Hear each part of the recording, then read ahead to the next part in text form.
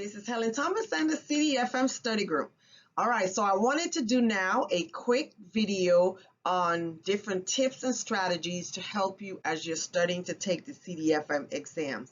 I often get questions from individuals in how to approach a multiple choice type certification exam. And so I want to go over some of those tips at this time. All right, so some of the frequently asked question on the CDFM is, what is a passing score? Well, on a certification exam such as the CDFM, there is no passing score. I can't tell you, okay, you have to earn 80% to pass, or you have to earn a 90% to pass on all the areas, because that is not how the passing score is calculated. So it's an internal thing that's done by the ASMC, where they look at the majority of the questions that you answer correctly, and then they calculate whether you have passed or failed the exam. And so the knowledge of certain things, like how the test is broken down and so forth, and I'll discuss that a little bit later, is what will help you to focus your study time.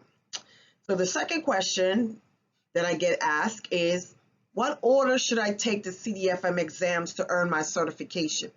You have CDFM Module 1, Module 2, and Module 3. As you can see here, the order in which I recommend is Module 1, because it gives you the basic historical background. Module 3, there's not as much information in addition there. There's a more fiscal law, and it all overlaps. And then Module 2.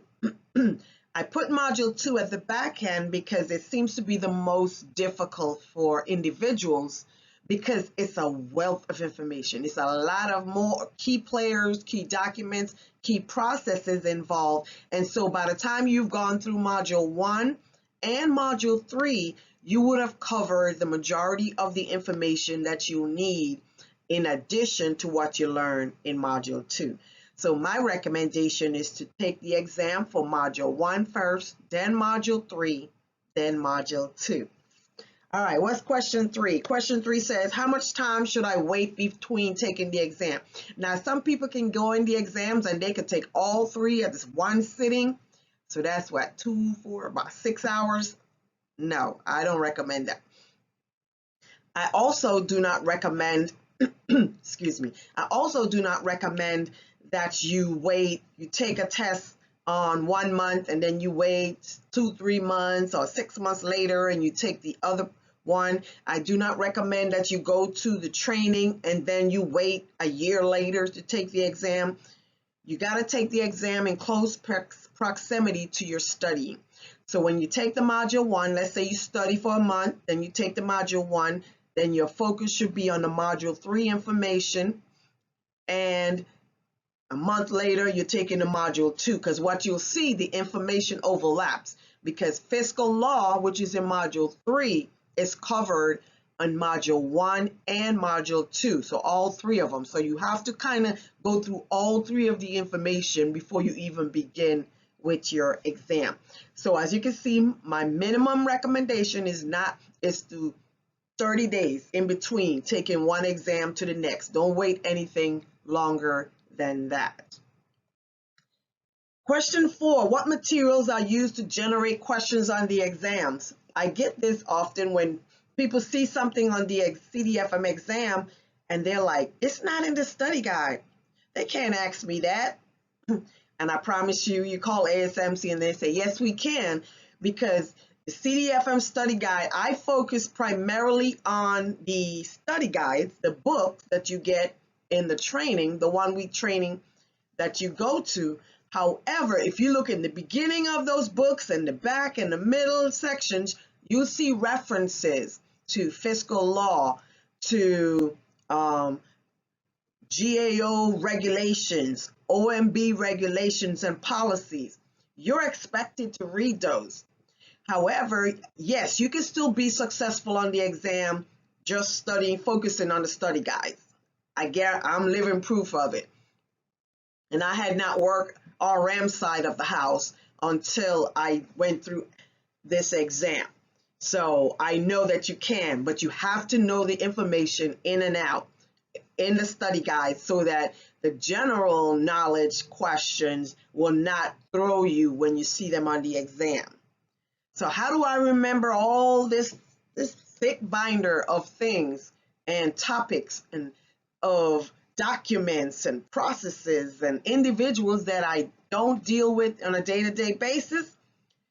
Repetition, repetition, repetition. Go over the information over and over again.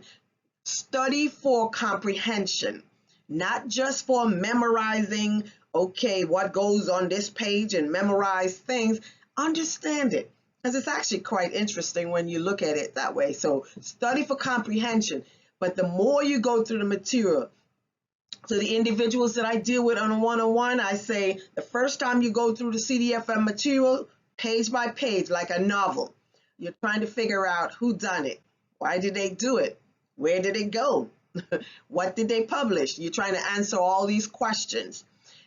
The second time you go through the study guides, you're making notes off to the side. Okay, this is important on this page, so let me make some notes. The third time you go through the material, you should at least just look at the topic and focus on the notes that you wrote.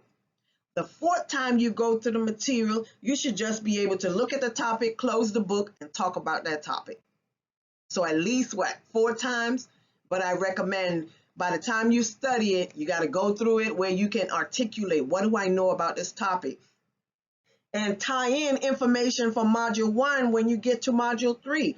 Yeah, we did cover more on this topic because some topics are covered in all 3 sections, but if you go to one book or the other, it doesn't have as much information, so you have to tie it all together.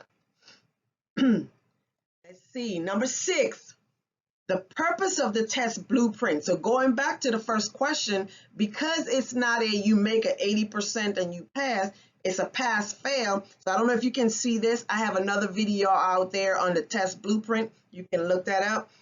But if you go to the ASMC website, they show you or they tell you how the test is broken down. So the purpose of you understanding how the test is broken down is so that you can monitor your time. You can figure out where are your strengths and your weaknesses. Resource management environment, is it the defense budget process?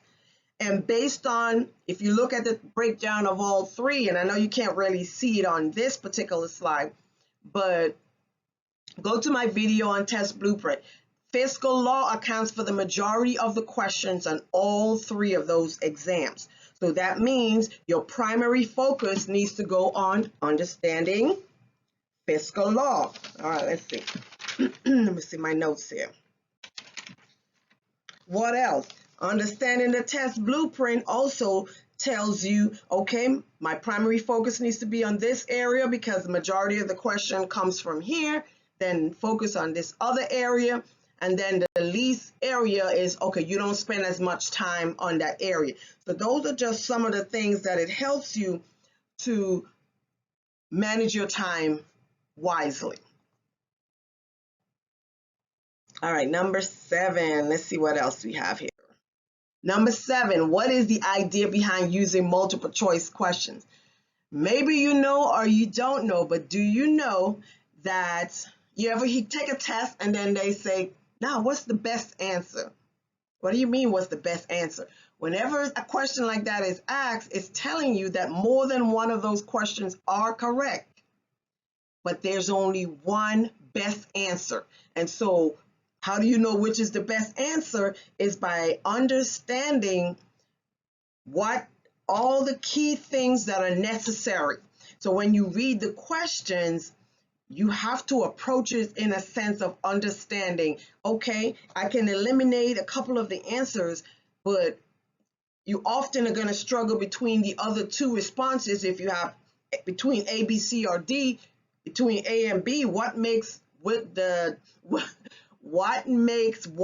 the best answer over the other? That's the approach that you need to take to understand that. What else? So how do you do it? You eliminate the clearly wrong, because trust me, you'll read a multiple choice question and it's going to be like, yep, this got nothing to do with the question. This one got C and D, or A and C has nothing to do, and you always are going to have to struggle. That's the reason why. It doesn't mean that one is wrong and the other is right. It means that one answer is better than the other. So that's why they use multiple choice questions.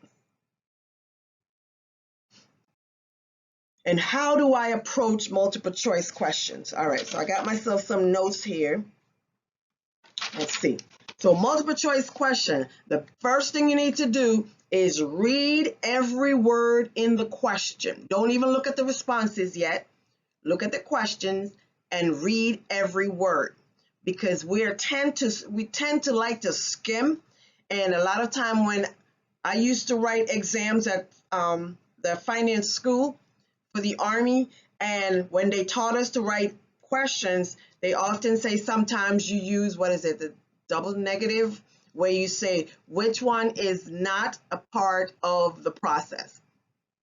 Most people, they skim the question and they just look at the answer and they recognize the answer and they just go ahead and pick one of the answers, when I didn't ask you for that. I said which one is not. And when you go back and you look at the responses, you will see, okay, this one's correct, this one's correct, this one's correct.